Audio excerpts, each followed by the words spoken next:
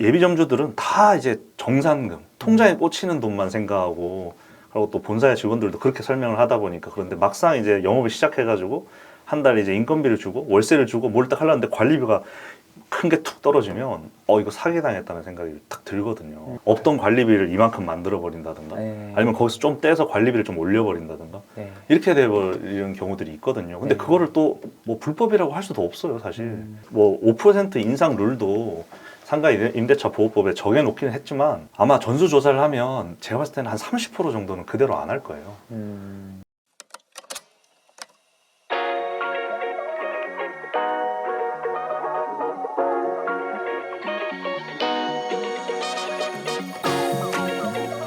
안녕하세요. 오늘은 편의점에 대해서 좀 얘기해 보려 하는데요. 지난번에 나오셨던 제스트 리테일의 김진우 대표님 다시 모셨습니다. 안녕하세요. 예, 반갑습니다. 지난번에 나오셨을 때랑 좀 많이 달라져가지고 좀 업데이트부터 좀 해봐야 될 것 같은데, 네. 저번엔 편의점 9개 하셨었거든요. 네. 지금은 10개로 늘어나셨다고요.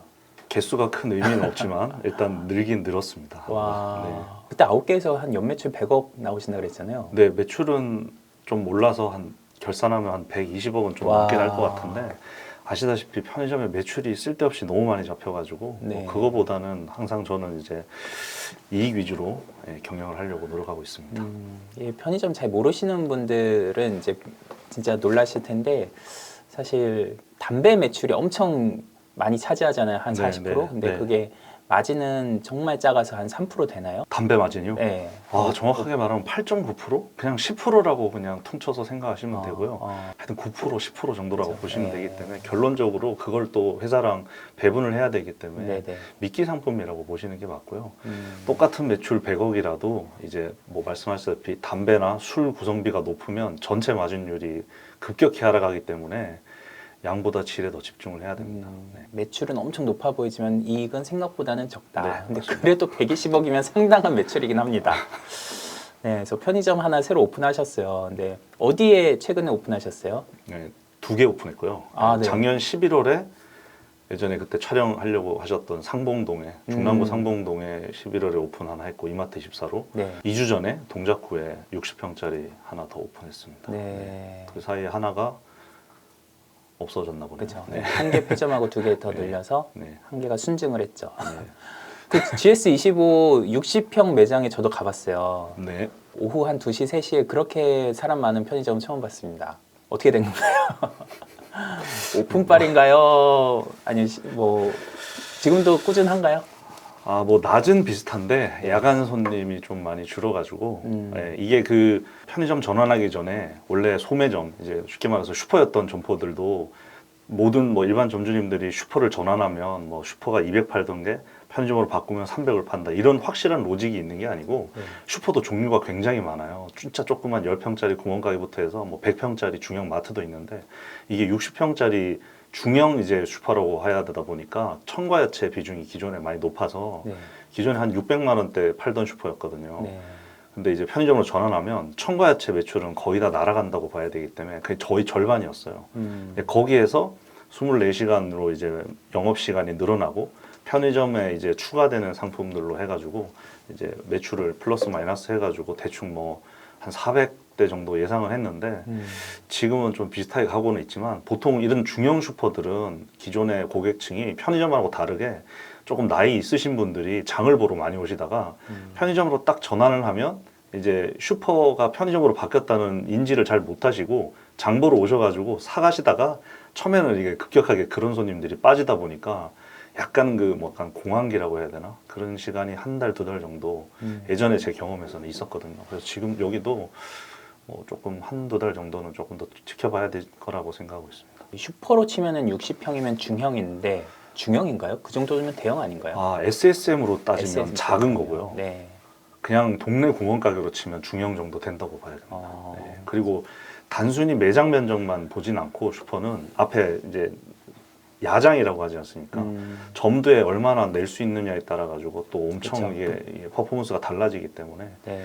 기존에는 야장이 워낙 넓어 가지고 썼는데 지금 저는 전혀 사용하지 않고 있거든요. 그래서 그것도 추가적으로 사용할 것도 한번 고민해 봐야 될 것 같습니다. 슈퍼로 하면 중형인데 편의점으로 하면 엄청 대형이죠. 대형이잖아요. 네, 대형이죠. 저는 60평 편의점 거의 본 적이 없는데 50평까지는 제가 봤었는데. 아, 저도 못 봤습니다. 한 번 봤습니다. 80평짜리 한 번 보고 어, 뭐 어쩌다 보니까 하게 됐는데 네. 보기는 좋은데 확실히 크다 보니까 이제 운영하시는 점장님이 조금 힘에 겨워하시는 부분이 없지 않아 있습니다. 그렇겠어요. 진짜 매장이 크니까. 청소만 해도 뭐, 아니 그래서 일본은 뭐 한 60평 매장 많잖아요. 네, 50평, 맞습니다. 60평. 그래서 직원 보통 2명씩 있잖아요. 지금 여기도 그렇게 쓰고 있습니다. 아, 이 그렇게 해야 될 시급에 것 지금 같아요. 제가 2명 쓰고 있어서 아, 이익은 날 것 같은데 매출이 당초에 좀- 생각했는 거하고는 조금 다른 수익이 구조가 나올 수도 있을 거라고 봅니다. 그래도 그렇게 대형으로 편의점에 내신 이유가 있으세요? 멀리 보고 그렇게까지 멀리 봐야 되냐는 사람들의 의견도 있긴 하지만 뭐 예전에 제가 말씀드렸다시피 타업종들을 편의점이 계속 흡수하는 추세라고 저는 생각하고 있어서 네. 아무래도 넓은 매장을 미리 보유를 하고 있어야 되기 때문에 점주임차로 그래서 조금 무리를 하더라도 지금 아니면 못 잡는다는 생각에 이렇게 진행을 하게 됐고요. 꼭 이렇게 어떤 업체를 지정하다기보다는 뭐 제과라 그다음에 드럭스토어까지는 넘어가지는 않는다 하더라도 지금 약간 그 바틀샵 같은 거 있습니다. 네네. 이게 주류만 특화해서 그쵸. 파는 것들. 그건 벌써 지금 편의점으로 들어와 버려 가지고 이제 그 그분들이 많은 타격을 많이 입었을 거예요. 아. 그래서 더 큰 매장을 가지고 있으면 당연히 넓은 구색을 가질 수 있기 때문에 네. 확실한 경쟁력을 갖출 수 있습니다. 그렇죠. 그러니까 와인이랑 위스키 이런 거 파는 네. 매대가 이제 따로 코너가 생겨나고 있죠 편의점에. 네, 요즘 MZ 세대 분들이 네. 예전에는 막 소주, 맥주로 가다가 지금은 이제 취향이 많이 그렇죠. 바뀌어서 와인이나 네. 위스키로 많이 넘어오고 있는 네. 추세라서 예, 많이 그리고 또 뭐 제과 쪽도 뭐 파리바게뜨를 거의 대체하는 수준으로 파리바게뜨가 네. 현재 제가 알기로 적자거든요, 회사가. 어. 예, 그래서 프랜차이즈 가맹점주의 입장에서 네. 가맹점주가 이렇게 사업을 잘 영위를 하려면 무엇보다 본사가 굉장히 좀 이렇게 건실해야 된다고 생각하거든요. 그래야지 뭐 지원을 해주든 뭐 더 좋은 뭐 상품을 소싱을 하든 할 수 있는데 본사가 이제 재정 건전성이 계속 안 좋아지면 그게 다 가맹점주한테 전가되기 때문에 조금 지금 뭐 파리바게뜨 요즘에 약간 다른 이슈도 있긴 하지만 약간 우려스러운 상황이지 않나 생각하고 있습니다. 그럼 이제 뭐 파리바게뜨 이슈도 있지만 네. 사실 대세를 보면 일본도 그 그렇죠. 네. 이제 베이커리를 편의점에서 흡수를 했잖아요. 디저트를. 그쵸. 네. 네. 저희 나라는 이제 곤도라라고 하는데 매대 빵 해봐야 이제 한 줄이거든요. 네. 근데 이번에 지난주 일본 다녀왔을 때도 보면 일본은 기본적으로 3단 정도가 전부 다 빵으로 돼 있고 아 그런 것만 봐도 확실히 그죠. 예 우리나라랑 좀 다른 것 같긴 했습니다. 네. 우리나라도 그 빵들이 편의점 빵들이 그래도 점점 퀄리티가 높아지고 있다 싶어요. 네. 점점 아무래도 맛있어지고 있어요. 예, 전체적인 매출 파이가 커지다 보니까 네. 거기에 이제 협력업체든 뭐 직접이든 뭐 여러 가지 투자를 하는 거니까 그렇죠. 뭐 치킨도 그렇고 제과 쪽도 그렇고 퀄리티가 계속 좋아질 거라고 저는 믿고 있습니다. 네. 그래서 그런 주류나 제과 쪽도 이제 편의점이 흡수하게 될 거다 해서 네. 본부 임차로 대형 매장을 내셨다. 네. 아 본부임차고 점주임차. 점주 임차로 네. 내셨다. 네. 지금 편의점 고수분들은 이렇게 창업을 지금 하고 계신다는 트렌드 말씀드렸고요. 일본 다녀오셨다고요? 네. 이제 뭐 코로나 이후로 한 번도 이제 외국을 못 나가가지고. 네. 그냥 놀러 갔다 오셨나요? 아니 저희 이게 좀 와이프가 네. 그 전공이 이러라 가지고 아. 그래서 같이 가면 와, 제가 재밌네요. 이제 거의 가이드처럼 그쵸. 제가 물어보는 걸 좋아하기 때문에 편의점 데려가 가지고 막 물어보면 다 얘기를 해주거든요. 그래서 그런 면에서 이제 좀 많이 여행? 이용을 하려고 노력 중입니다. 여행의 질이 아주 높으셨겠어요. 아 예. 근데 애들 둘이가 있어가지고. 네. 일본 하면 진짜 편의점의 나라잖아요. 네. 좀 보시고 오니까 어떠시던가요? 예전에 제가 회사 다닐 때, 네. 뭐 세븐일레븐 다닐 때도 한 번 포상으로 가고 GS 다닐 때도 2번인가 갔었는데 그때랑은 확실히 느낌이 달랐습니다. 그때 제가 갔을 때 일본 세븐일레븐 일평균 매출 600만 원인가 그랬거든요. 네. 근데 그 당시에 우리나라가 뭐 한 150만 원 이 정도였을 맞아요, 거예요. 맞아요. 지금 올라와도 뭐 180만 원 정도 이렇게 봐야 되는데 그걸 떠나서 상품 구색이라든가 장비나 이런 것들이 우리나라가 인테리어도 그렇고 굉장히 퀄리티가 많이 올라왔다는 거를 일본에 가서 보니까 이게 느낌이 확 오더라고요. 그만큼 일본은 반대로 이게 바닥 타일만 봐도 이제 완전 누렇게 바꿔야 되는데 리뉴얼을 해야 되는데 그걸 안 하고 장비도 막 이렇게 옛날에는 정말 깔끔한 느낌이었는데 아마 그때 10년 전에 갔던 장비를 지금도 쓰고 있다는 느낌 정도라서 조금 실망스럽긴 했습니다. 일본이 지금 편의점이 한 5만 8천 개 정도 되는 것 같아요. 저는 이제 네, 많죠. 일본 편의점 협회 홈페이지 가서 제가 지금 가끔 체크를 하는데 네. 거기는 특이하게 한 달에 한 번씩 그 통계를 내요. 우리나라는 1년에 한 번도 그 협회에서 통계를 정말 늦게 발표를 하는데 일본은 참 통계가 잘 돼 있는 것 같아요. 그 편의점만 봐도. 근데 더 안 늘어나요. 우리나라는 그래도 조금씩 늘어나고 있는데 근데 그것도 이제 많이 지금 속도는 둔화됐죠. 조금 이따 더 말씀드리긴 할 건데 일본은 편의점이 신규로 이제 오픈하는 게 많지 않은가 봐요. 통폐합도 되고 있고 그래서 좀 이제 그 편의점도 이제 나이가 가는 것 같기도 하고요. 일본 시장을 제가 잘 알지는 못하지만 아무래도 뭐 양적 성장은 과거부터 계속 이렇게 포하다 하고 그쵸. 그 뒤로는 아까 서두에 말씀드렸다시피 상품 그 구색을 늘리고 그다음에 매익률 이제 이익률 증가에 이제 더 힘을 쓰고 있다는 얘기는 제가 들어서 그 정도는 아는데 좀 근데 일본은 이제 크게 내잖아요, 매장을. 입지를 그냥 비어 있는 가게에 그냥 낼 수 있는 게 아니고 건물을 새로 짓거나 네. 리모델링 할 때 들어간다 하더라고요. 네, 프리스탠딩이라고 해가지고 그죠, 네. 네, 아예 건물을 본사에서 지어버리죠. 그죠. 그래서 지주랑 그 저희는 상가 임대차 계약서를 쓰잖아요. 네. 거기는 상가가 아니고 토지 임대 계약서를 쓰는 거죠. 그러니까 좀 더 출점이 우리보다는 빠르게 가기가 구조적으로 쉽지 않은 상황인 것 네, 같아요. 뭐 네. 그런 것 같기도 합니다. 내용 면에서는 어떻던가요? 옛날에는 제 일본 편의점 가면 막 눈이 휘둥그레졌잖아요. 막 편의점에서 막 이런 것도 팔아? 막 무인양품이랑 막 콜라보해서 팔기도 하고. 이번에 제가 동작구에 60평짜리 이제 GS25 멀티 컨셉을 네. 풀 멀티 컨셉은 아닌데 뭐 어쨌든 준 멀티 컨셉을 오픈을 하는 바람에 그 눈이 제가 또 높아진 상태에서 가가지고 더 그런 것 같아요. 근데 아마 전국을 평균으로 봤을 때는 아직도 우리나라 평균 편의점의 이게 평균 매장 면적을 봤을 때는 거의 20평 언저리거나 20평보다 작을 확률이 높기 때문에 전체를 봤을 때는 일본보다는 아직 좀 차이가 있긴 하지만 이번에 제가 했던 점포를 일본에 가서 그대로 갔다가 꽂는다 하더라도 매출이 상당히 나올 수 있을 만큼의 그 상품력과 인테리어나 특히 장비가 굉장히 좋아져가지고 일본 장비가 제 눈으로 봤을 때는 훨씬 지금 안 좋았거든요. 네. 뭐 아이스크림 케이스라든가 뭐 저희 냉동고라든가 이런 것들이 너무 낡아가지고 제가 문 열고 막 사진 찍다가 막 녹슨 부분을 보고 너무 실망해가지고 근데 이제 여전히 뭐 이렇게 그 디저트나 이런 류들이 워낙 많이 발달돼 있는 일본이기 때문에 뭐 결국은 구매해서 이제 어디 뭐 숙소 가서 먹을 때는 전혀 그런 걸 못 느꼈지만 그 쇼핑의 즐거움을 느끼기에는 과거와 너무 차이를 많이 느꼈어요. 약간 하드웨어는 좀 많이 네, 낡았다. 너무 많이 낡았어요. 네. 근데 확실히 상품력은 그래도 아직 네, 그건 뭐 퀄리티가 좋더라고요. 제가 예전에 일본 미니스톱의 전략 부장님 인터뷰를 했었는데 그분이 한국의 미니스톱에서 한 몇 년 근무하셨다가 다시 돌아가셨어요. 그래서 한국의 편의점이랑 이제 비교를 해서 얘기하시는데 되게 무시하더라고요. 한국 편의점에 아직 갈 게 멀었다. 뭐 매출이 뭐 일본의 편의점의 뭐 3분의 1도 안 된다. 근데 과거에는 지금 말고 한 20년 전 그때는 이제 기본적으로 유통 트렌드 자체가 일본이 우리나라보다 뭐 한 10년 정도 앞서가고 뭐 그런 게 있었지 않습니까? 그쵸. 근데 지금은 제가 봤을 때는 방향 자체가 완전히 다른 데로 가고 있다고 저는 보고요. 그거를 이제 미니스톱이라든가 또 이게 어쩔 수 없이 뭐 특정 회사를 말해야 되지만 세븐일레븐이라든가 일본이랑 좀 관련된 회사들은 거기에 이제 일본의 이제 세븐이라든가 미니스톱의 고문들이 오셔가지고 이제 국내 이제 그 경영 환경에 막 뭐 쥐락펴락까지는 아니지만 간섭을 한단 말이에요. 근데 결론적으로는 그런 것들이 그 회사들에 다 독이 됐다고 저는 생각합니다. 결국 처음에는 CU도 아니었죠. 패밀리마트나 LG25가 특히 LG25는 완전 독자로 지금 갔으니까 네.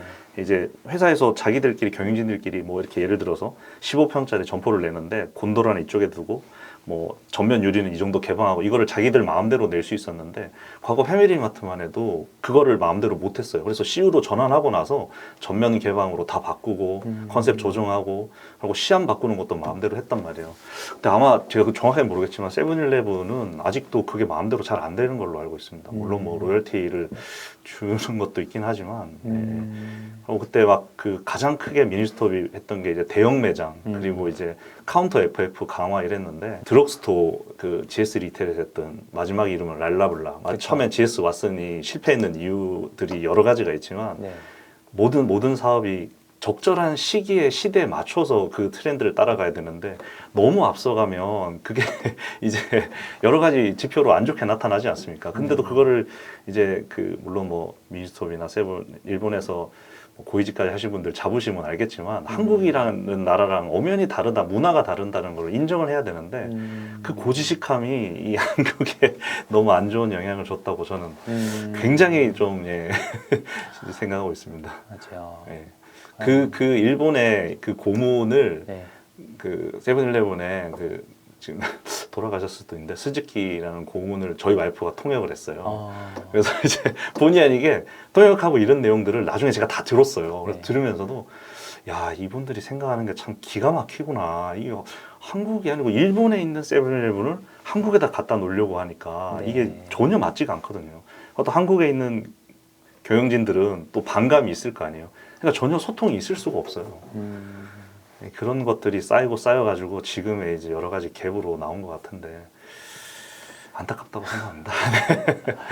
그러니까 너무 앞서가는 것도 진짜 그렇죠. 그거죠. 예. 어쨌든 전체적인 시장이 편의점을 소화할 수 있는 파이가 됐을 때 지금 CUGS가 가장 많이 하는 게 점포 확장, 네. 그다음에 상권 통합 이런 걸 많이 한단 말이에요. 네. 근데 이거 지금 이제 점포 막 대형화 막 시키고 있지 않습니까? 근데 이걸 지금 거꾸로 이제 다른 회사들이 이거부터 먼저 해놓으니까 원래 이렇게 매출이 나와서 회사의 정상적인 이익이 나왔을 때 재투자를 해가지고 이게 파이를 키워 나가야 되는데 이제 일본에 다 갖춰진 이런 결과만 보고 우리도 무조건 하면 된다 이런 식으로 하는 거는 정말 잘못된 착오라고 생각합니다. 네.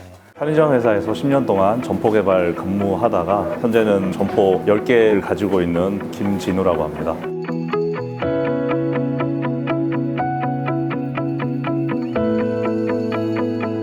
현직에 있을 때도 점포 개발을 10년 동안 했지만 퇴직하고 나서도 현직에서 하던 일을 멈추지 않고 끊임없이 도전했기 때문에 좋은 결과를 얻었다고 생각합니다. 점포 개발에서도 근무를 했고 퇴직 후에도 계속 오픈을 중점적으로 하다 보니까 예비 점주님들의 오픈 실패를 줄이는데 도움을 드릴 수 있지 않을까 생각합니다. 대부분 퇴직하시고 막연하게 이것저것 많이 보시는 분들이 계실 텐데 적어도 제가 아는 편의점이라는 업은 굉장히 보수적이고 안정적인 사업입니다. 하지만 입지 선정에 실패를 하면 영업력으로 되돌릴 수 없는 경우가 많기 때문에 입지 공부를 반드시 많이 하시고 각 사마다 최고의 전문가인 점포 개발 담당들이 있기 때문에 1차적으로 점포 개발 담당들과 상담을 하시고 거기에 부족하다 싶으시면 제가 추가적으로 여러 가지 조언을 해드릴 수 있으니까 창톡을 이용해 주신다면 점포 개발 담당들이 못하는 솔직하게 말씀드릴 수 있는 부분을 제가 도와드릴 수 있을 것 같습니다. 감사합니다. 장사 어려우시죠? 지금 바로 창톡에서 저 김진우에게 상담을 신청해 보세요.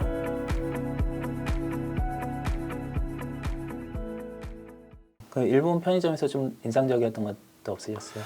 우리나라 상권하고는 너무나도 다른데 이제 입점해 있는데도 매출이 많이 나오는 것들이 있어요. 이게 그 일본말로 프리스탠딩 점포라고 하는 우리나라로 따지면 로드사이드 점포인데 네.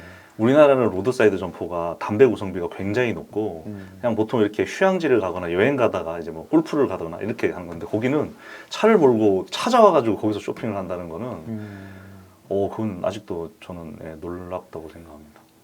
지나다니는 사람이 한 명도 없는데 주차장에 프리스탠딩 점포는 전부 주차장이랑 화장실이 갖춰져 있지 않습니까? 거기에 차를 몰고 와서 마트 쇼핑하듯이 대놓고 이제 사서 가니까 그걸 본 옛날에 일본 그 임원들이 우리나라에도 이렇게 해야 된다 해가지고 하면 우리나라 차 몰고 편의점 이렇게 산에 있는데 가진 않지 않습니까? 예, 그런 것들이 이제 다 누적이 돼서 적자로 가는 거죠. 우리나라도 이제 국도변에 좀 생겨나고 있다고 하던데. 예, 로드사이드 많죠. 네. 근데 저는 로드사이드 점포가 없는데 네. 과거에 그 영업팀에서 이제 영업 담당할 때 하여튼 벽제 어디 화장소 가는 데 있는 데인데 그 당시에는 고매출이라서 한 200 정도 팔았어요. 네. 근데 문제는 아르바이트를 못 구해가지고 부부가 2교대를 했어요. 24시간, 12시간. 그러니까 부부 가족이 이제 망가지는 거를 제가 옆에서 보면서 아 이거는 돈을 떠나가지고 진짜 이거는 하면 안 되겠구나 하는 생각을 되게 많이 했고 이제 차량으로 다니는 사람이 정확한 이유는 제가 잘 모르지만 담배 구성비가 되게 높아요. 그러니까 똑같은 200만 원 매출을 하더라도 마진이 떨어져가지고 생각만큼 많은 이익이 나지는 않습니다. 또 반대로 또 장점은 이제 로드사이드는 월세가 싸요. 그래서 또 뭐 약간 채산성 면에서는 좀 좋은 면도 있긴 하지만 아 저는 제 시스템으로는 운영 못합니다. 점장님이 힘들어하면 제가 힘들기 때문에. 그럼 다시 한국으로 돌아와서 네. 그러면 지금 지난번 나왔을 때보다 하나 폐점하고 2개 더 오픈하셨는데 네. 폐점하고 왜 폐점하셨어요? 매출 안 나와서 배정했습니다. 오, 네. 원숭이도 나무에서 떨어지나요? 아 그럼요. 2번 떨어졌죠. 네. 2번밖에 안 떨어졌다. 아니 10번 올라가서 아니 12번 올라갔네요. 아니요. 이제 19번 올라가서 아. 19번에서 2번 떨어지고 나머지는 이제 중간에 평타로 뭐 이렇게 넘기고. 집 사고 이런다고 양도하고 뭐 이런 건 있었는데 근데 회사 다닐 때 제가 10년 동안 현직에서 어쨌든 뭐 월급 받으면서 많이 배웠지 않습니까? 활용을 했다고 할까요? 그러니까 증권사 애널리스트들이 밖에 나와가지고 자기가 개인 투신사를 차렸다고 해가지고 그걸 내부 정보를 가져갔다고 말할 수 없는 것처럼 나름대로 제 이제 노하우랑 밖에 나와서 또 제가 혼자 독고다이라 다니면서 배운 것들이 지금으로선 더 많다고 보거든요. 월급 받으면서 아무래도 이렇게 시키는 일만 하는 것보다는 내가 이제 능동적으로 움직이다 보니까 여러 많은 사람들을 이제 이해 당사자를 만나다 보니까 결국 핵심은 사람들에게 있더라고요. 그래서 막 물론 뭐 개발 현직에 있는 분들이 훨씬 잘하시긴 하겠지만 생각보다 밖에 나와서 명함이라는 그 견장을 떼고 나면 더 다른 세상이 있더라는 거를 10년 전에 알았단 말이에요. 그때부터 이제 19개를 오픈을 했으니까 그중에 2개 틀렸으면 뭐 선방은 했는데 근데 문제는 2개 틀리면서 돈을 많이 날리지 않습니까? 네. 이게 처음에 투자했는 돈만 날리는 게 아니고 편의점은 특성상 이제 위약금이 있고 그리고 또 누적 적자가 있기 때문에 네. 결국은 하나 날아가면 뭐 투자가 아무리 적게 됐다 해도 그냥 1억은 날아간다고 보셔야 되거든요. 근데 이제 처음에 들어갈 때 무리하게 막 권리를 몇 억 주고 들어갔다가 폐점하면 그럼 이제 진짜 못 일어서는 거죠. 나머지 한 2개, 3개 성공을 하나가 말아먹을 수도 있다. 그렇죠. 네, 네. 맞습니다. 동작구의 GS25 60평 매장으로 크게 내셨고 중랑구에 이마트 이사 내신 것도 좀 얘기 좀 해주세요.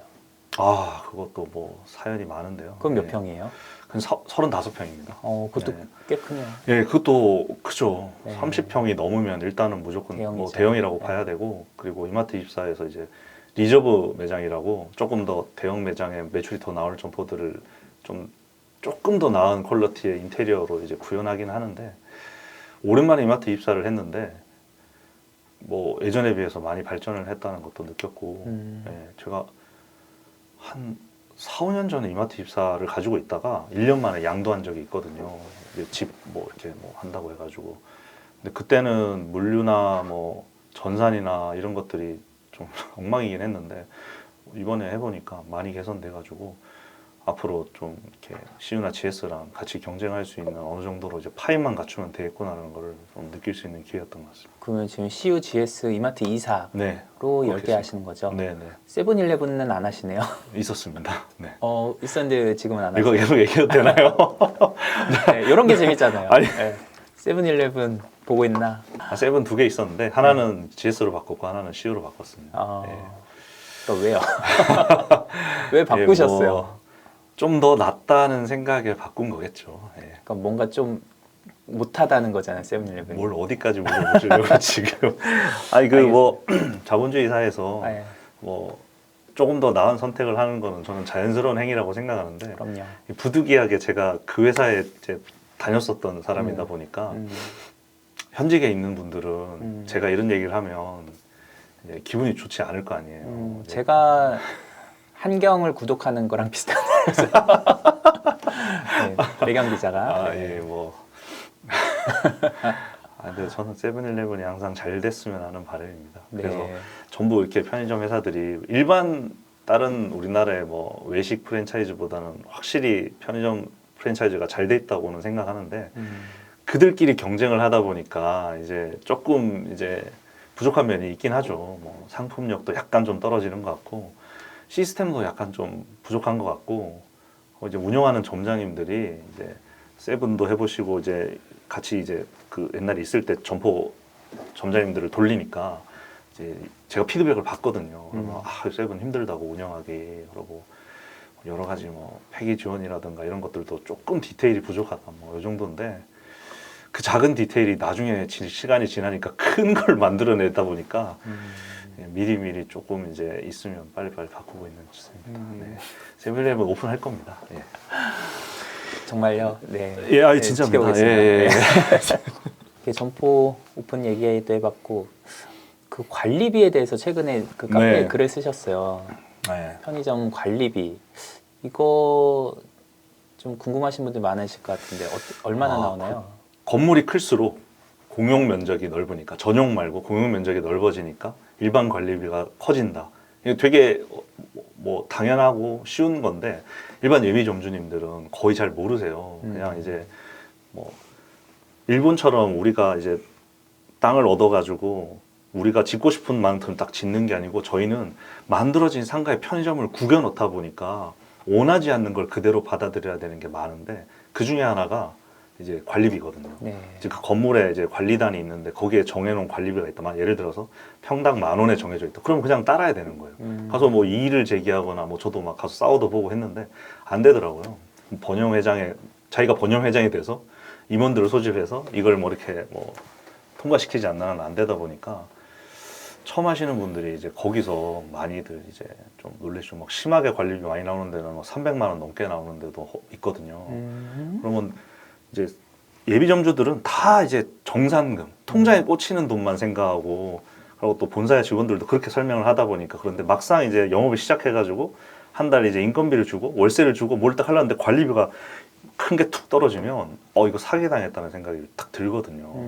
근데 이제 담당이나 이제 그런 사람이 사기를 치려는 게 아니고 분명히 설명을 했을 거예요. 근데 이제 그냥 넘어간 거죠. 그냥. 이건 뭐 별거 아닐 거야. 대충 근데 이제 흘렸다가. 그래서 나중에 시간이 지나 보니까 그런 게 좀 안타깝더라고요. 네. 그래서 관리비 부분을 좀 꼼꼼하게 따져야 된다고 저는 생각하고 그리고 뭐 건물주들 중에 네. 이제 뭐 저희가 소위 말하는 꼬마 빌딩 2종 일반 주거 지역에 있는 3종 일반 주거지에 있는 꼬마 빌딩 있잖아요. 한 4층, 5층쯤 되는 그런 거를 통으로 소유하고 있는 건물주들이 이제 흔히들 쓰는 수법인데 네. 이제 월세를 5% 인상을 이제 법으로 막아 놓으니까 월세는 그만큼 올리고 없던 관리비를 이만큼 만들어 버린다든가 네. 아니면 거기서 좀 떼서 관리비를 좀 올려 버린다든가 네. 이렇게 돼 버리는 경우들이 있거든요. 근데 네. 그거를 또 뭐 불법이라고 할 수도 없어요, 사실.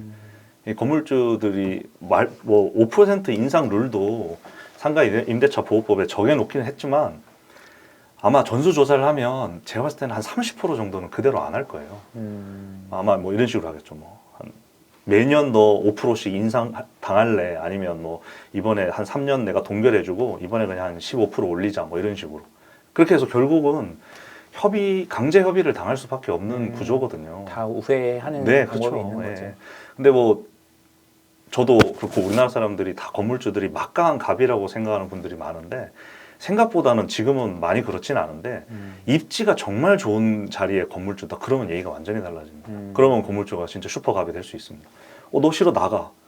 이제 뭐 근데 지금 요즘에 편의점들이 워낙 대형화가 되고 매출도 옛날에 비해서 많이 이제 올라와서 좋은 입지에 큰 면적으로 들어가다 보니까 과거에는 한 월세 200만 원, 300만 원 정도에 많이 들어갔다면 지금은 뭐 700만 원, 800만 원짜리도 들어가다 보니 리테일 시장에서 나름 이제 좀 괜찮은 손으로 자리를 잡았거든요. 뭐 올리브영, 뭐 스타벅스는 다들 아실 거고 파리바게트는 약간 이제 그 거리 제한이 너무 그래서 좀 주춤하는 것 같고 그래서 이제 지금 편의점이 그나마 신규 출점을 계속하고 있는 이제 리테일이다 보니까 하여튼 관리비를 그렇게 녹여내는 건물주도 꽤 있었습니다.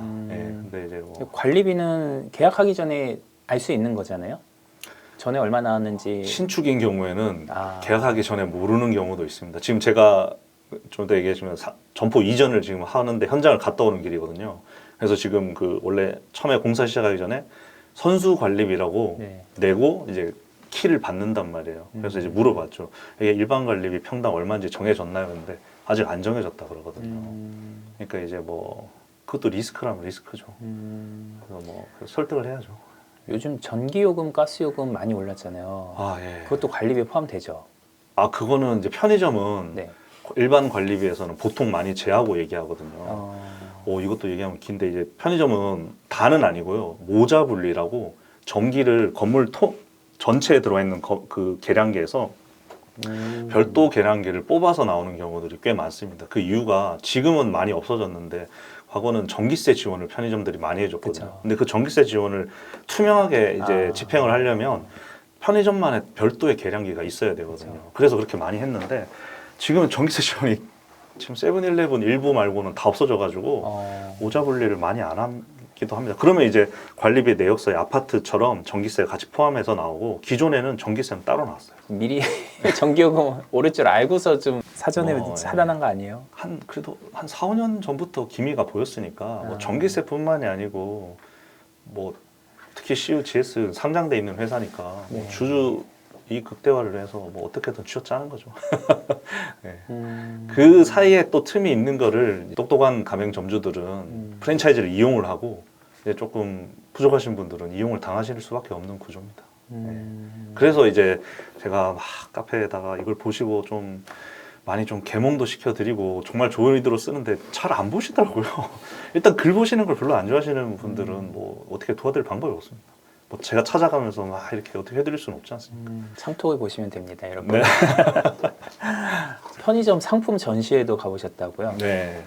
상품 전시회가 뭐예요? 편의점에서 그런 걸 해요? 과거에 코로나 전에는 네. 이제 봄, 가을 막 이렇게 나눠서 할 때도 있었어요. 그래서 이제 그 왜 의류 신상품 나오면 SS 컬렉션하고 그걸 카탈로그로 보통 보내주지 않아요? 뭘 전시회까지 해요? 근데 뭐 전시회 한다고 회사에서 큰 돈이 들어가는 건 아니니까 뭐 제가 알기로는 한 5억 정도 본사에서 어차피 협력업체들 다 쪼아서 다 나와서 하는 거니까 그거 일반인들도 다 갈 수 있는 거예요?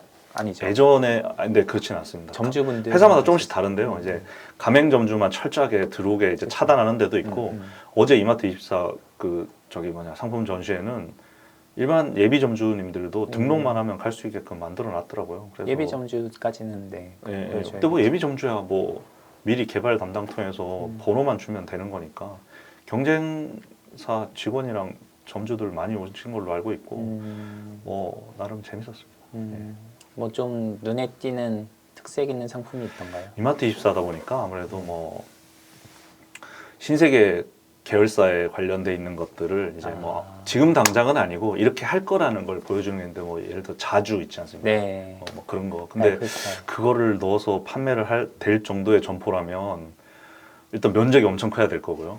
뭐 그런 식인 거죠. 앞으로 뭐가 들어올지 모르니까. 근데 상권도 일반 상권은 안 될 거 아니에요. 주택가에 자주 사진 않을 거 아니에요. 이제 뭐 맞춰가지고 조금씩 하긴 하겠지만 일반 가맹점들한테 다 적용하기에는 많이 힘들다고 봅니다. 코인 세탁도 한동안 특히 그 미니스톱에서 이제 세븐 인수되기 전에 큰 점포에 이렇게 넣어가지고 수수료 매장으로 많이 하긴 했었는데 네. 저도 검토를 했었거든요. 근데 생각보다 매출은 많이 안 나오더라고요. 다 그 시설 장비를 업체에서 넣어주고 나오는 수익을 또 쉐어를 하는 구조라 가지고 굉장히 장기간 동안 이렇게 가지고 있어야지 뭐 되는데 근데 그 장비들이 워낙 크기 때문에 차라리 그 장비 넣는 데다가 그렇죠. 상품을 넣는 게 나을 수도 있다는 뭐 그런 생각도 들었습니다. GS25 상품 전시회도 가보셨어요? 네, 가봤습니다. 네. 네. 거기 뭐 이렇게 보안을 너무 철통같이 해가지고 네. 근데 뭐 제 GS 오히려 개발은 GS에서 거의 뭐 다 배우고 했다 보니까 네. 들어가자마자 이제 아는 분들이 이렇게 막 서 있고 이래가지고 고개 푹 숙이고 이렇게 되게 제대로 못 보고 빨리 나왔습니다. 네. 잡혀가지고 뭐 좀 잔소리 좀 듣고 네. 적당히 해라. 뭐. 편의점은 이제 점주분들이 이렇게 좀 내가 팔고 싶은 거 갖다 팔지 못하죠. 그럼요. 네. 본사에서 팔라는 것만 팔죠. 팔려면 이제 뭐 GS라면 OFC 통해 가지고 네. 정식적으로 저기 이제 상품팀에 제안을 의뢰해 해서. 가지고 근데 뭐 휴양지라든가 뭐 병원이라든가 이런 데는 그렇게 해서 직배 거래 이제 코드 뚫어 가지고 하는 경우 있습니다. 그거 말고 뭐 일반 상권은 드물죠. 거기 들어와 있는 상품 마스터에 들어와 있는 상품도 다 진열 못 해요. 뭐 한 6천 개 막 이렇게 있는데 그 중에 점포에 한 2천 개만 골라서 진열을 해야 되는 거기 때문에 뭐 모르겠습니다. 진짜 특수한 건 아니고는 그 안에 다 있다고 저는 보고 있습니다. 이제 중랑구랑 동작구에서 10개인데 또 지금 뭐 하나 오픈하신다고요? 이제 두 자릿수로 가시는 거예요? 아니, 두 자릿수의 의미를 둔 적은 단 한 번도 없습니다. 예. 두 자릿수 되면 이제 기사에 수십 개 하는 아유, 이렇게 아유, 나가요. 아닙니다. 이제는 혼자 지금 이제 관리하는 게 이제 버거워서 네. 그 현직에 있는 좀 괜찮은 분이 빨리 퇴직하기를 기다리고 있습니다. 그래서 그분을 좀 어떻게든 총괄로 좀 영입해서 하고, 저는 진짜로 완전히 그 투자만 하고 새로운 사업 구상하는 걸로 가야지 계속 점포에 매여 있는 거는, 그런 말 하지 않습니까? 아직 그렇게 말할 단계는 아니지만 시간을 써서 돈 버는 사람이 제일 미련하고 뭐 현명한 사람은 시간을 돈으로 산다고 하지 않습니까? 이제 회장님으로 뒤로 물러앉고 아유, 전문 그런 경영이네. 게 아닙니다. 저는 항상 하이브에 네. 그 우리 방 사장님을 이제 꿈꾸고 있습니다. 방 방 사장님이 춤을 추진 않지 않습니까? 저는 영업이랑 상품에 너무 취약하기 때문에 제가 돌아다녀도 도움도 안 되고 그 뭐 괜히 일하시는 분들한테 방해만 되기 때문에 무조건 최소한으로만 하는 게 제 목표입니다. 뭐 좀 이렇게 마음에 안 드는 구성이 있어도 참아야죠. 그리고 작은 뭐 이렇게 개수의 문제나 이런 것들은 넘겨야죠. 그런 걸 다 디테일하게 가면 사업가로 저는 못 나간다 봅니다. 네. 그래서 단위를 이제 뭐 1,000원 단위, 10,000원 단위, 뭐 그러니까 이제 뭐 100만 원 이하의 돈은 회사들 다 그렇게 하지 않습니까? 얼마 이하는 누구한테 전결권을 주지 않습니까? 그런 식으로 가야지 이게 발전을 할 수 있지. 제가 뭐 발주가 어디 누락이 돼가지고 어디 뭐 빵꾸가 났으니까 그까지 다 챙겨버리면, 어우, 그렇게 사는 거는 올바른 삶은 아니라고 봅니다. 그건 이제 한 10개 하시니까 예. 다 일일이 신경 아니, 다른 분들도 쓰시니까. 하실 수 있습니다. 네. 그럼 10개인데 지금 또 하나 준비하시는 거는 예, 그거는 뭐예요? 입찰 물건인데, 네. 그 이제 입찰도 온비드에서 하는 뭐 예를 들어서 한강의 편의점 입찰, 뭐 아니면 무슨 종합병원의 편의점 입찰, 이런 건 온비드에 이렇게 뜨는데, 그런 거 말고 SH공사랑 LH공사의 그 이제 행복주택이라고 해가지고 임대 아파트에 달려 있는 상가를 희망 상가라고 하거든요. 네. 거기에 있는 상가를 중에 이제 뭐 6칸이 있으면 그 중에 2칸은 일반 입찰해가지고 분양 입찰이 아니고요. 그러니까 이거의 소유권을 입찰하는 게 아니고 임대 입찰, 사용 수익할 수 있는 입찰, 최대 상가임대차 보호법에 이제 10년이 보장되니까 10년 보장되는 이제 월세를 얼마 써가지고 이제 낙찰받는, 단순하게 말하면 그런 거거든요. 소유는 나라에서 하고 그렇죠. 네, 네. 임대에서 운영만 할 사람. 그렇죠. 네. 사용 수익하고 10년 뒤에는 이제 뭐 재입찰로 가고 그런 거는 좀 임대료는 이제 비딩을 하는 거고. 그렇죠. 임대료 네. 비립니다. 네. 그 최고가 써낸 사람이 그렇죠. 되는 네. 거죠. 네. 네. 그래서 이게 그거가 되셨어요? 네, 그게 오. 잘못 받으면 위로는 상한선이 없으니까 그쵸. 네. 잘못 받으면, 예상을 잘못해서 잘못 받으면 이제 배가 터진다고 하거든요. 현대차가 한전부지 10조에 산.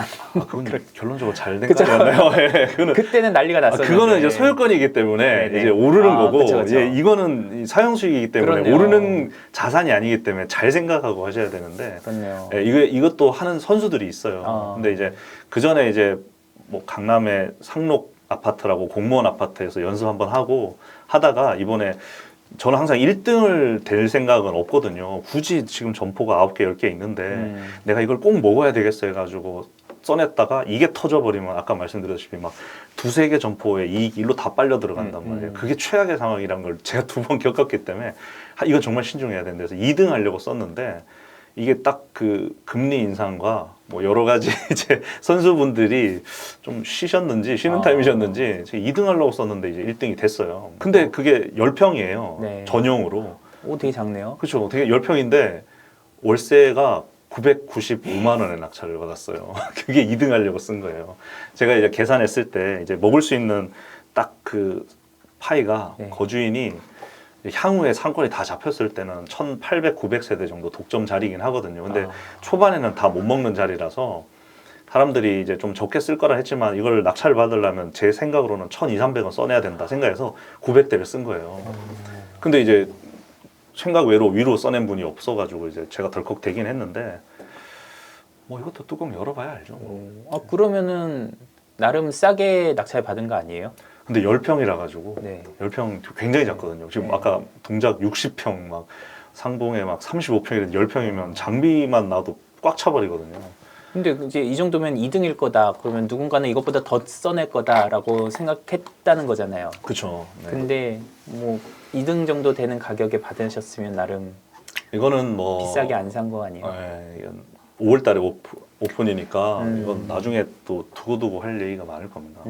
이게 입주가 또 행복주택이나 이런 데들은 일반 분양 아파트랑 입주하는 시간이 되게 달라요. 이게 막 급하게 안 해요. 그냥 좀 느긋하세요. 지금 상가도 옆에 다 비어 있는데 제가 전화해서 물어봐요. 아니 여기 비었는데 재입찰 안 하냐고 하면 그건 잘 모르겠고요. 그냥 뭐 이런 식이에요. 자기가 아니니까. 뭐 예, 약간 대한민국 안에 있는 여기 그 평양이에요. 그냥 여기는 공동 분배는 아니지만 내 거 아니니까 그냥 약간 그래요. 예, 그래서 좀 물론 그 들어오는 분들의 상당 부분이 이제 행복주택에 들어가는 그 뭐죠 그 기준이 있잖아요. 네네. 그 중에 이제 수서다 보니까 나름 역세권이다 보니까 이제 젊은 분들이 많이 들어올 걸 감안해가지고 조금 기대는 하고 있는데 월세가 워낙 높기 때문에 제대로 된 수익이 나오려면 일단은 300만 원, 1매출 300만 원 이상은 무조건 나와야 돼요. 지금 조건 협의 중입니다. 네, 각사들이랑. 좀 주민분들은 많이 입주하셨어요? 안 가봤습니다. 네. 솔직히 신경 안 쓰시네요. 지금 그거 말고도 지금 네. 노량진 리뉴얼하고 지금 아까 방이동 리뉴얼에 동작 지금 뭐 이제 오픈해가 저러고 있고 해가지고 낙찰 컴퓨터로 제가 한 번 가보고 그냥 응찰해서 된 거거든요.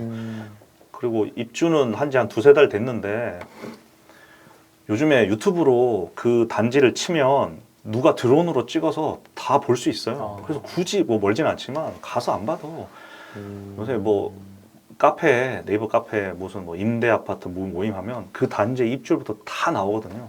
요즘은 상권 조사를 인터넷으로 가능해요. 그런 거 보면. 편의점이면 가능할 수도 있겠네요. 그러니까 그렇죠. 그 배후 인구가 다 나오니까 지도에 일반 보이니까. 상가들은 네. 그 아파트 상가가 아무리 독점이라 하더라도 네. 상가가 한 칸만 있는 데는 없기 때문에 10칸이 있으면 옆집에 뭐가 들어올지를 예상을 할 수가 없잖아요. 네.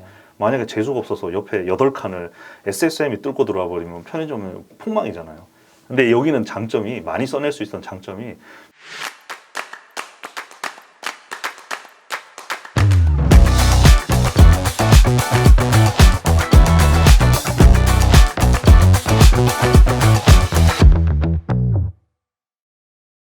근데 여기는 장점이 많이 써낼 수 있었던 장점이 편의점, 슈퍼 딱 지정 호실이 있고 유사 업종도 못 들어오게 다 막아놨어요. 이거를 되게 자세하게 공고를 내놨는데 이제 LH 입사하시는 분들이 요즘에 다 학벌도 좋으시고 똑똑하신 분들이잖아요. 정말 깨알같이 다 만들어놨어요. 그래서 거기에 상가에서 LH도 수익을 내야 되니까 그 상가의 월세 대부분을 편의점으로 다 뽑아내요. 그리고 나머지 칸들은 뭐 사회적 약자, 뭐 그런 것들 있잖아요. 뭐 사회적 기업 이런 걸로 상가 들어가게끔 해놔가지고 제가 예전부터 항상 이제 상권 분석에 한 줄짜리 명제는 없는데 제가 믿는 딱 하나는 내가 살고 있는 지금 주거 환경이 만족한다면 그 상권은 이제 상가로서는 상권이 안 좋다고 보고 내가 살고 있는 주택 주변의 내 주거 환경이 안 좋으면 상권은 좋다고 보거든요. 저는 이건 이제 반경 한 10km 안에 네. 이마트도 없고 백화점도 없으면 그쵸. 전부 편의점 와서 몰빵으로 산단 말이에요. 그게 이제 삶이 안 좋은 거잖아요. 그쵸. 인프라가 없으니까. 네. 그러니까 수요 대비 공급이 딸리는 그렇죠. 데들에 들어가야 된다. 그게 이제 행복주택이에요. 행복주택에 사시는 분들이 대부분 차가 없으시고 이렇게 뭐 소득 수준이 뭐 이렇게 좀 기준 뭐 있어요. 네, 뭐 중소기업 다니면 또 가점이 있고 이래서 보니까 거의 뭐 소비를 편의점 말고는 크게 안 하세요. 네, 그러다 보니까 편의점에서는 그래도 소비를 하시나 봐요. 많이는 안 하는데 네. 독점이니까. 네. 생필품은 네, 사야 네, 된다. 네. 근데 이제 그런 상가에는 뭐 다른 업종은 들어와서 못 버티더라고요. 김밥집이라든가 이런 것들이 안 되더라고요. 특히나 요즘 같이 지금 막 모든 물가가 뛰고 있는 상황에서는 못 들어오는 거죠. 그러니까 결국은 그 편의점이 김밥집 역할도 하고 뭐 커피숍 역할도 하고 문구점 역할도 하고 이렇게 돼버리는 거예요. 거기다 또 그 상권을 독점할 수 있으니까 네, 네. 지정업종이라 한 1,000만 원 써낼 가치가 있는 상권이다. 도전하는 거죠. 덜컥 되셨다. 나중에 네. 오픈하면 매출 한번 공유하겠습니다. 네. 본부 인차 상가를 매수해가지고 엑시스를 했다고요? 이게 무슨 얘기죠? 네, 이거는 여러 점주님들이 욕 정말 많이 하실 것 같은데. 네. 근데 저는 뭐 이제 욕을 너무 많이 먹어가지고 웬만한 욕에는 이제 별로 이제 그 타격감이 없습니다. 장수무강하시겠네요. 아니 저는 편의점 점주가 인생의 목표인 사람이 몇 명이나 있겠습니까? 다 돈을 많이 벌어서 뭐 자산가가 되거나 뭔가 다른 미래를 꿈꾸는 텐데 저는 이제 그거를 몸소 이제 준비를 하고 실행했다는 것밖에 없기 때문에 욕은 하지 마시고요. 이제 가만히 못 있는 성격이라 가지고 이렇게 막 옛날부터 막 오픈하는 것들 다 들쑤시고 다니고 사람도 많이 만나다 보니까 이제 정보를 많이 얻게 되잖아요. 그 중에 이제 오픈했는 점포 중에 네. 본부 임차를 했는 점포 중에 이제 뭐 매출이 크게 좋진 않은데 나쁘지 않는 점포가 있길래 이제 제가 이제 옛날부터 알던 부동산 업자한테 이제 작업을 요청을 했고 한 4년 걸려가지고 이제 매매에 이르게 됐는데 결론은 금리나 이런 지금 대외 환경들이 너무 안 좋아져가지고 보유한 지 1년 반 만에 이제 매도했습니다. 네. 그래서 월세가 원래는 뭐 이렇게 관리비랑 엄청 꼬여 있었는데 일단 제가 간단하게 말해서 120만 원짜리였고요. 월세는 그거를 월세를 2배를 올렸어요.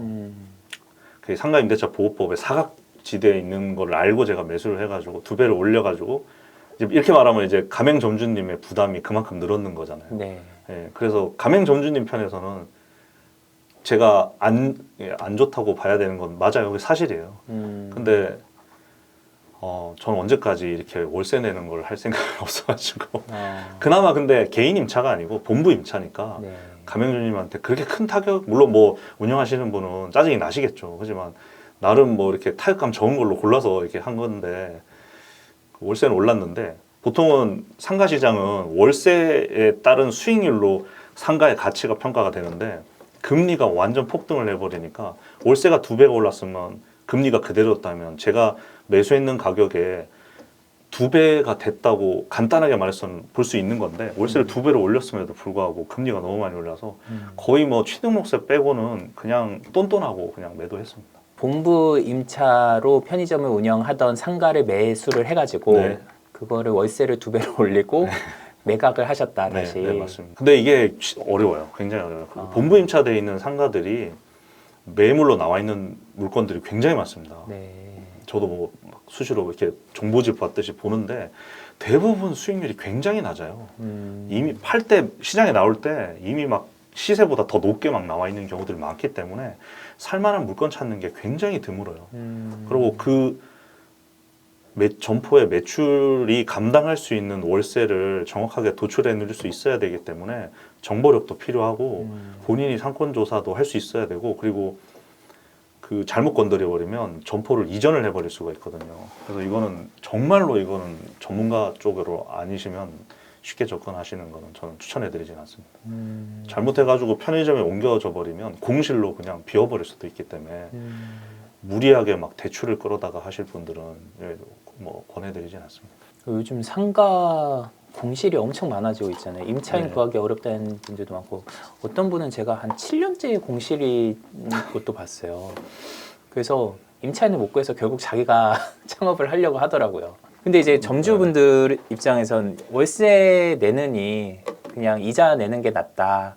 그래서 이 매수를 또 하려는 분들 많다더라고요. 근데 그게 문의하시는 분들 있거든요. 근데 그게 순서가 굉장히 중요해요. 내가 상가 일단 분양하는 데 가서 저 상가를 분양을 봐서 내가 편의점을 하겠다라는 거는 그건 정말 위험한 짓입니다.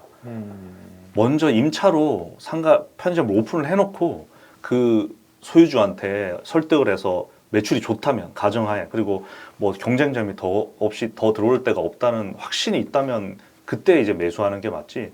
내가 매수부터 하고 내가 편의점을 열 개는 자율규약 때문도 안 되고 담배 거리 제한 때문에도 안 되는데 대부분의 분들이 그걸 모르세요. 그래서 이제 막 단순 문의 있지 않습니까? 아, 내가 상가를 하나 분양받아서 편의점을 하려고 하는데 어떤 것 같아요? 이렇게 물어버리면 이걸 어떻게 대답을 해야 돼요? 그냥 저는 무조건 하지 말라고 합니다. 이거 10종 팔고 사고 나거든요. 담배를 못 따서 편의점을 못 넣던가 역한의 편의점이 들어가서 여기서 아까 말씀하신 대로 7년 정도 공실 나버리면 상가 매수는 다 대출 받아서 하시지 않습니까? 그리고 비어 있어도 관리비는 계속 나가거든요. 그럼 뭐 아무리 뭐 삼성전자에서 임원했다고 나오신 분도 그걸로 이제 막차 타시면 진짜 봤거든요, 그런 분들. 맞아요. 그분 약간 대기업 임원이셨어요. 아, 그래요? 그런 분들 그래서 좀 많아요. 버티셨던 지금 것 같아요. 아까 여기서도 제 전화 받는데 그런 분이거든요. 지금 GS25에서 본부 임차로 들어와 있는데 네. 본인이 과거에 LG 모 계열사의 뭐 직전까지 대표였대요. 그런데 뭐 봤더니 매출도 안 나오고 월세는 500이 넘더라고요. 그러니까 이제 임대차 담당이 와서 월세를 깎아달라 했을 거 아니에요. 근데 이제 그런 분들이 특징이 그냥 이제 꼿꼿해요. 그런 것들은 이제 그냥 부동산 이제 옛날부터 알던 부동산한테 그냥 맡기세요. 위임하고 일임하거든요. 근데 그 부동산 하시는 분들을 제가 다 이렇게 뭐 그런 건 아니지만 모르세요. 약간 전화 온 분이 부동산 하시는 분인데 저한테 물어보는 거예요. 진우 씨 이거 이런데 이거 그냥 GS25 빼고 다른 업종 넣으면 아니 다른 편의점 넣으면 안 돼? 이거 진짜 바보 같은 질문이거든요. 이거. 왜요? 아니 지금 매출이 월세가 500대인데 매출이 지금 제가 대충 봤을 때 한 100 초반 정도 팔더라고요. 그럼 무조건 회사는 적자예요. 근데 GS가 나가고 이마트가 온다고 거기서 이익을 낼 수 있나요? 아니에요. 초반에 들어갔을 때 물론 약간의 디테일의 차이가 있어서 매출 차이는 있을 수 있겠지만 거의 매출은 똑같아요. 편의점은. 근데 그런 걸 모르고 이게 GS 내보내고 씌워 넣으면 안 돼? 뭐 이런 걸 무슨 이게 옛날부터 몸에 배어 있는 건물주들이 다 내가 쥐고 흔들 수 있다는 그런 착각이거든요. 네, 지금 이렇게 이제 막 점포 여러 개 하시고 잘 되시고 이런 거 보면서 혹시 잘 모르는 분들은 이 점포 개발 출신이니까 뭔가 내부 정보를 먼저 입수해가지고 하는 거 아니냐, 약간 특혜 아니냐 이런 생각하실 수도 있을 것 같아요. 네, 충분히 이해합니다. 네. 뭐 사실입니까? 그렇게 생각하실 수 있는 게 당연한 거고요. 네. 근데 이제 그 내부 정보는 다 차단돼 있습니다. 그거는 뭐 물론 아는 분들한테 뭐 물어서 알 수 있을 수는 있겠지만 그건 진짜 일부분이고요. 네.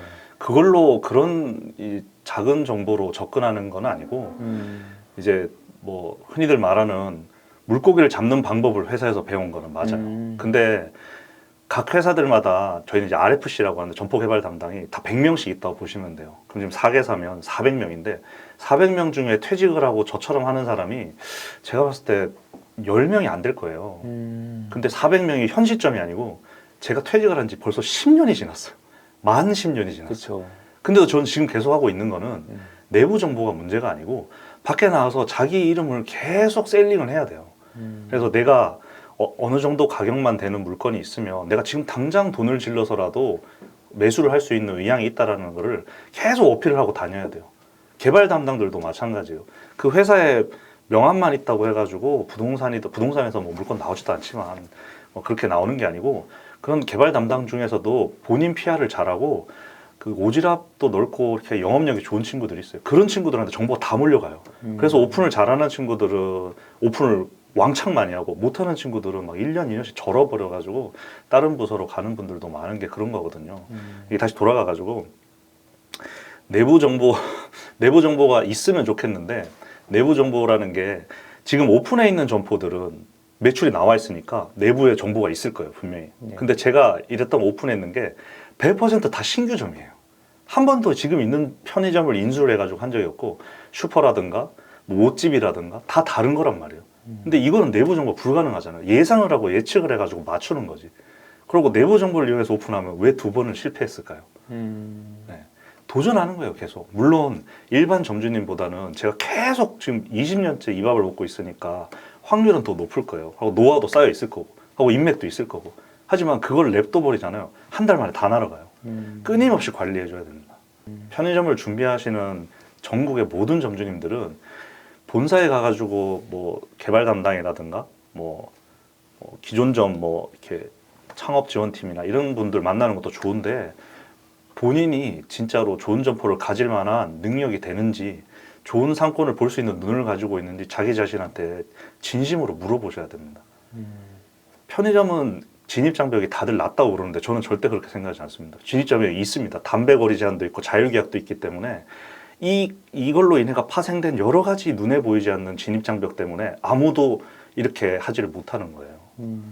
회사에서 월급 받으면서 회사 돈으로 점주 돈으로 오픈하는 거는 물론 그것도 쉽진 않지만 자기 돈 주고 하는 것보다는 쉽단 말이에요. 실패해도 자기가 뭐 월급이 날아가거나 막 큰 사고를 치면 문책은 당할 수 있겠지만 어쨌든 자기가 돈을 날리는 건 아니지 않습니까? 근데 저는 제가 배운 지식을 가지고 제 돈으로, 제 법인 회사 돈으로 계속 이렇게 트라이를 하고 있는 거기 때문에 뭐 여러 가지 의견들이 있으실 수는 있는데 그렇게 생각하시는 거하고는 좀 다르다고 보셔야 됩니다. 그리고 더 중요한 거는 또 GS나 CU나 뭐 세븐이나 이마트나 저한테 물건 절대로 안 줍니다. 왜요? 저 같은 이제 뭐 그냥 선수라고 할게요. 네. 선수들한테 물건을 줄 이유가 없는 게 얘네들은 시스템이나 이런 것들을 알기 때문에 조건이나 이런 것들을 더 뽑아가 버릴 수도 있단 말이에요. 그리고 나중에 5년 만기됐을 때 또 간판 가리도 할 수도 있고 여러 가지 리스크를 주면서 왜 얘한테 주겠어요? 그러니까 이제 본부 임차로 다 회사들이 지금 기조가 전혀 바뀔 생각이 없어요. 차라리 잘 모르는 점주한테 주면은 더 이용할 수도 있는데. 이제 모르는 점주분들한테는 이제 본부 임차 정보를 주긴 하겠지만 일단 저희들한테 잘 안 줍니다. 저희 같은 사람들은 저희가 저 물건을 다 찾아옵니다. 그래서 본부에서 아무리 본부 임차만 오픈을 하려고 해도 저희 같은 사람들이 들고 있는 물건들이 상당수가 있기 때문에 목표를 올해 본부 임차 뭐 1년에 100개를 오픈하면 본부 임차 목표를 80개를 잡아도 50개밖에 못 하는 게 나머지 50개 점주 임차를 들고 오는 사람들이 꽤 있어요. 그리고 이런 사람들이 점점 늘어나고 있어요.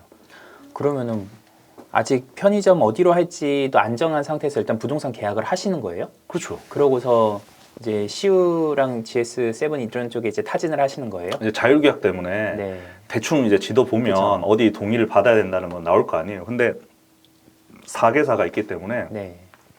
거의 적어도 하나 정도는 되거든요. 그래서 최악의 상황은 없는 그 브랜드를 한다는 거고 네. 뭐 나머지는 이제 뭐 GS나 CU나 뭐 내가 하고 싶다 그러면 이제 담당한테 동의 요청을 하는 거죠. 근데 점포 계약했는데 네. 아무 브랜드에서도 못 내게 되는 상황이 오면 어떡해요? 이제 그럴 자리를 계약을 하지 않죠. 네. 기본적인 이제 로직은 저희가 빠삭하게 아니까 네.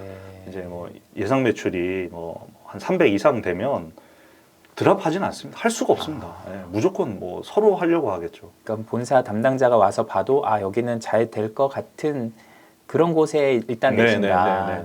아무데나 확실한 가서 곳에. 계약을 해가지고 들고 가면 그쵸. 그건 사고고요. 아, 그 담배권이라든가 자율계약이라든가 매장 면적이라 여러 가지 컨디션을 다 확인해가지고 본사 담당자가 와서 좀 놀라겠네요. 오 여기 이런 자리가 있었어. 아니에요. 그 대부분 제 오픈한 자리들이 다 아는 자리예요. 아는 자리요? 네, 아는 자리인데 어. 이제 본부에서 본부 임차하기에 너무 네. 비쌌거나 아니면 뭐 여러 가지 이유들이 되게 많아요. 뭐 아. 건물주가 법인을 싫어하는 건물주도 있고 아. 또 뭐 하여튼 여러 가지 상황, 특히 비싼 게 되게 많아요. 네, 그래서 그거를 직접 계약을 해가지고 아 그러면 이게 딱 점주 임차로 하면은 딱 좋은 매장이고 본부에서도 거절하기 어려운 그렇죠. 그런 물건을 찾아내는 게 네. 안목이다. 직접 발로 이제 뛰어서 하는 거는 힘들고 이제 네트워크를 활용하는 거죠. 계속 오픈을 하다 보면 지금 10년째 한 해도 안 쉬고 매년 한 개 이상씩 오픈을 했지 않습니까? 그러다 보면 부동산 요런 편의점 전문 부동산 업도 시장이 되게 별로 안 크거든요. 그 자들이 소문이 금방 나요. 그래서 쟤한테 물건을 주면 수수료도 확실히 주고 이제 바로 진행해 주더라. 뭐 부동산 입장에서는 그게 제일 좋은 거잖아요. 그런 이제 뭐라 해야 되지? 부동산들한테 소비자로 인식이 돼 있으면 최우선적으로 연락이 와요. 그러니까 본사 내부 정보가 아니고 외부 정보예요, 부동산과의 외부 정보. 네. 네트워크를 네. 쌓아서 얻은 정보네요. 네, 외부에서 받은 물건을 네. 아까 말씀하신 대로 네. 제가 소싱을 해가지고 아, 이제 이렇게 해서 너네 브랜드를 하고 싶으니까 네. 그렇다고 이게 또 막 제가 아주 무리한 조건을 요구하진 않는데 이게 네. 또 뭐 본사들은 제가 막 이상하게 막 좀 오인돼 있는 게 있긴 하더라고요. 아, 뭐 웬만하면 그냥 그 결제선에 웬만큼 정결권 나는 데까지 해가지고 그냥 진행합니다. 근데 제가 다점포 하시는 분들 제가 많이 인터뷰를 하면서 같은 얘기 많이 하셨어요. 그러니까 부동산에서 먼저 연락 온다. 그러니까 그만큼 이제 내가 매장을 많이 해봤으니까 소문이 나기도 했고 또 이제 원래 알던 부동산에서 아 여기 이런 매장 좋은 자리 났는데 이것도 한번 해보실래요? 이런 식으로 이제 다점포 하시는 분인 거 아니까 그렇게 오는 거지. 그거는 내부 정보가 아니죠. 네. 네. 네트워크로 들어오는 거죠. 자기가 발품 팔고 다녔으니까. 요즘에는 근데 많이 줄었어요. 한 2, 3년 전까지만 해도 그거 오는 물건을 그냥 저는 좋든 안 좋든 무조건 다 가봤거든요. 그래서 가서 현장 가서 사진 찍어서 부동산 업자한테 보내드려요. 내가 지금 보자 말자 현장 와서 왔으니인데 좀 부족한 것 같습니다. 다음에 또 좋은 거 있으면 보내주십시오. 그러면 또 잊지 않고 또 보내줘요. 근데 그거를 물건을 보고 연락을 줬는데 그냥 피드백을 안 줘버리면 부동산 하시는 분도 기분 나쁘잖아요. 그럼 이제 물건이 이제 딱 끊겨버리는 거예요. 그렇게 보다가 계약이 하나 딱 그렇죠. 터지면 네. 이제 물건이 줄줄이 이제 다 VIP 달려오는 되는 거죠. 거죠. 네. 네. 개발 담당하는 일이랑 똑같아요. 맞아요. 그 일을 밖에 나와서 혼자 하고 있고 이제 회사로 만든 겁니다. 부동산하고도 계속 네트워킹하고 관계 네. 갖고 가야지 되는 거죠. 그렇죠. 개발 담당하고 친해가지고 뭐 네. 할 수 있는 건 별로 없습니다. 그러니까 이게 다 몸부림치는데 뭐. 김진우 제스일테 대표님 오랜만에 나오셔가지고 또 업데이트 많이 해주셨는데 자세한 내용은 그 편의점 통합 카페 운영하시잖아요. 네. 거기서 또 글 많이 올리시니까 가서 회원 가입해서 또 바로바로 확인하실 수 있고요. 저희 창톡 그 장사노하 품앗이 플랫폼 네. 저희가 4월에 런칭하는데 거기서도 이제 편의점 고수로 참여해 주시죠. 네. 좀 어떤 분들한테 어떤 상담해 주실 수 있는지. 아 저는 그 딱 오픈까지 특화돼 있습니다. 오픈하고 나서는 제가 사실 도와드릴 게 없습니다. 뭐 임대차 분쟁이라든가 아니면 뭐 폐점이라든가 뭐 만기 때 뭐 재계약이라든가 저는 근데 가급적이면 막 그런 질문 진짜 많거든요. 이번에 브랜드를 바꿔서 뭐 어떻게 뭐 일시를 얼마 땡기고 저는 그거 별로 안 좋아합니다. 그냥 가급적이면 지금 있는 브랜드를 유지하시면서 조금 더 뭐 타사에서 제시하는 거에 맞춰가지고 하시는 게 이제 저는 그게 맞다고 보고요. 웬만하면 네. 정말 이 브랜드는 아니다 그러면 모르겠지만 근데 그러고도 또 감안해야 될 게 굉장히 많습니다. 또 보복 점포 들어오기 때문에 뭐 그런 거는 뭐 그 정도까지 도와드리고 그리고 오픈 전에 이제 예비 점주님들한테는 제가 뭐 가감 없이 팩폭 날려드립니다. 기업형으로 하시려는 분들은 진짜로 준비를 많이 하셔야 되고요. 좀 허황된 꿈을 가지고 계신 분들은 제가 박살을 내드립니다. 네. 걱정 안 하셔도 됩니다. 진짜 그런 게 좀 필요한 것 같아요. 네, 아니 그건 팩폭 날려주세요. 네, 진짜. 여기는 뭐 네. 지금 저희가 뭐 대학교 입시 준비하는 것도 아니고 그렇죠. 인생이 장난도 아니고 이건 가정을 걸고 가족을 걸고 하는 거기 때문에 쓴소리도 필요하고 또 그렇게 얘기해 주는 사람이 진정 도와주는 사람입니다. 저는 그렇게 생각합니다. 그러니까 프랜차이즈 본사 가면은 맨날 잘 될 거예요, 막 대박 날 거예요, 선생님 막 너무 장밋빛 전망만 늘어놓으니까 여기 와서 좀 팩폭도 좀 맞으시고 그래야 좀 균형감 있게 예, 안전하게 창업할 수 있을 것 같습니다. 그러면 오늘 김진우 고수님, 창톡의 고수님 나와주셔서 감사하고요. 또 다음 시간에 또 모시겠습니다. 네, 감사합니다. 감사합니다.